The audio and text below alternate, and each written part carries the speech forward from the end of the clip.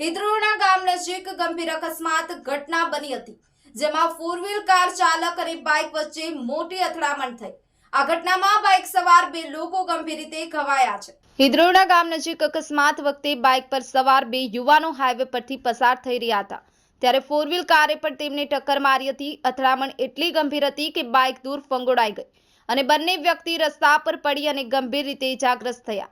અકસ્માત સર્જાતા જ આસપાસના લોકોએ તાત્કાલિક મદદ માટે દોડધામ કરી ઇજાગ્રસ્તોને ફટાફટ રાજુલા જનરલ હોસ્પિટલ ખસેડવામાં આવ્યા, જ્યાં તબીબો દ્વારા તેમની સારવાર કરવામાં આવી રહી છે। આ દુર્ઘટનાની જાણ થતાં જ પોલીસ ઘટના સ્થળે પહોંચી હતી અને સમગ્ર પ્રકરણની તપાસ શરૂ કરી છે।